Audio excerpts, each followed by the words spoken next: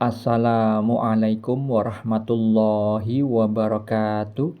Alhamdulillahi rabbil alamin. Allahumma sholli ala sayyidina Muhammad wa ala ali sayyidina Muhammad. Saya buatkan video ini untuk merespon salah satu saudara kita yang berkomentar pada akun TikTok saya. Sebut saja beliau itu dengan nama Fulan, bukan nama yang sebenarnya. Fulan menuliskan bercerita tentang istrinya yang bermimpi tentang neneknya si Fulan yang sudah meninggal. Neneknya si Fulan itu menagih uang 1.000, menagih hutang uang 1.000 kepada Fulan. Itulah visual mimpi yang diceritakan kepada saya. Lalu apa takwil mimpi atau makna mimpinya? Ketika beliau itu menceritakan visual mimpinya seperti itu, maka saya tanyakan terlebih dahulu apakah si Fulan itu pernah meminjam uang kepada almarhumah neneknya itu ketika neneknya masih hidup. Fulan tidak menjawab meminjam atau tidak, tetapi beliau itu menjelaskan tentang neneknya ketika masih hidup itu baik, dan Fulan pernah tinggal bersama neneknya ketika sekolah di SMP, dan ketika Fulan itu sudah lulus SMA, neneknya meninggal dunia. Jadi Fulan itu menceritakan bahwa dirinya belum memberi kebahagiaan kepada neneknya yang sudah meninggal tersebut. Maka mimpi yang dialami istrinya Fulan itu memiliki makna tersirat, karena Fulan tidak mengatakan bahwa dia itu pernah meminjam uang kepada neneknya. Sehingga mimpi tersebut perlu ditakwil karena ada simbol bahasa mimpi yang memiliki makna tersirat. Mimpi yang memiliki makna tersirat contohnya terdapat di dalam surat Yusuf. Di dalam surat Yusuf itu ada 3 kisah mimpi yang salah satunya adalah dialami oleh Nabi Yusuf alaihissalam. Beliau itu bermimpi tentang 11 bintang, matahari, dan bulan yang semuanya sujud kepada beliau. Terdapat pada surat Yusuf ayat 4. Takwilnya atau maknanya, jika Anda ingin mengetahui, baca pada surat Yusuf ayat 100 mengenai takdir yang akan terjadi. Sedangkan mimpi yang dialami istri si Fulan itu adalah mimpi mengenai takdir yang sudah terjadi.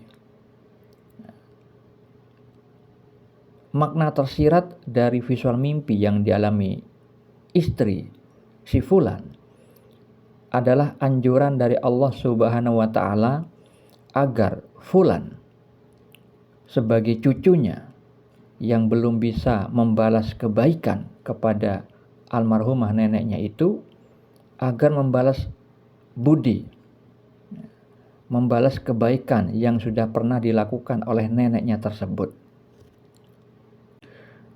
Lalu apakah Fulan itu perlu membayar uang sebesar 1.000 sebagaimana visual mimpinya?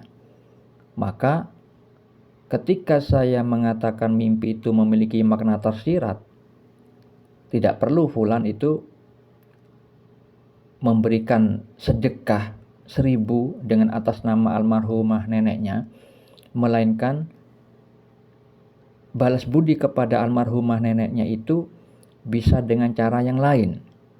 Misalkan mendoakan setelah sholat, setiap selesai sholat 5 waktu, Fulan mendoakan agar mendapatkan akhirat yang baik, mendapatkan surganya Allah Subhanahu wa Ta'ala dengan jalan yang mudah, dihapuskan dosa-dosanya. Bisa dengan cara itu. Bisa juga dengan cara bersolawat yang diatasnamakan, diniatkan pahalanya dan berkahnya untuk almarhumah neneknya. Itu juga bisa, karena saya sudah mengaplikasikannya kepada istri saya bahwa dulu itu pernah saya anjurkan mengamalkan sholawat ya Sayyidi ya Rasulullah, yang artinya wahai pemimpin, wahai Rasul Allah. Saya anjurkan kepada istri saya untuk meniatkan dikirimkan pahalanya kepada papanya yang masih hidup dan almarhumah mamanya yang sudah meninggal. Kemudian beberapa hari setelah istri saya itu mengamalkan, dia mendapat konfirmasi dari Allah Subhanahu wa Ta'ala bahwa amal sholawat yang diniatkan pahalanya untuk papanya yang masih hidup dan almarhumah mamanya yang sudah meninggal itu telah diterima oleh Allah Subhanahu wa Ta'ala dengan simbol angka.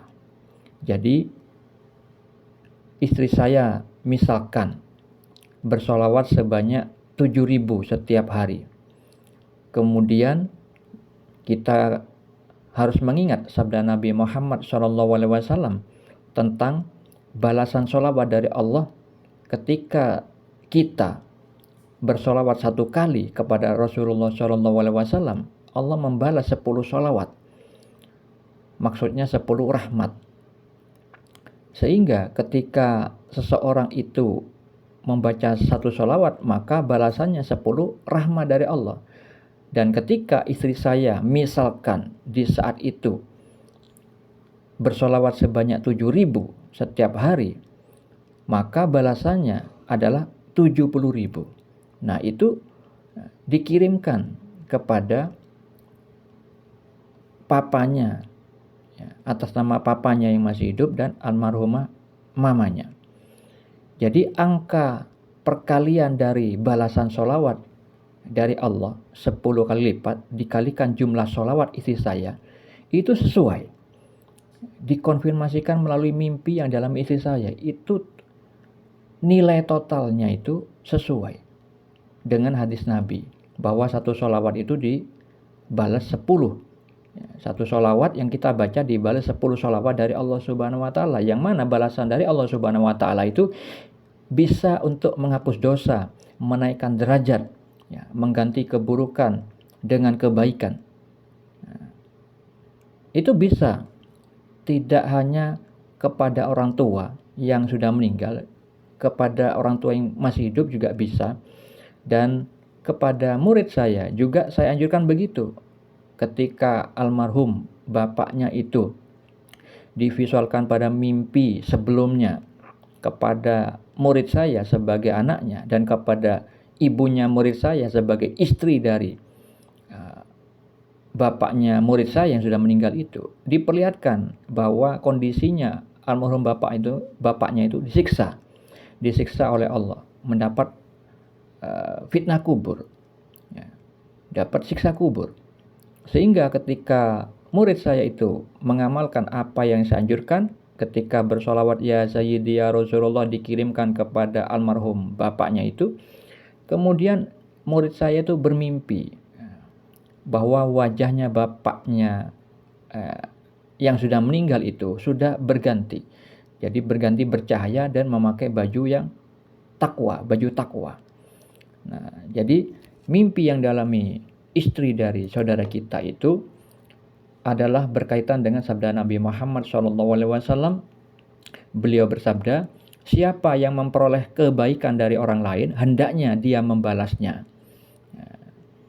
Kemudian di dalam hadis yang lain, dan barang siapa yang berbuat baik kepada kalian, maka balaslah kebaikan tersebut. Jika kalian tidak sanggup membalas kebaikan tersebut, maka doakanlah dia.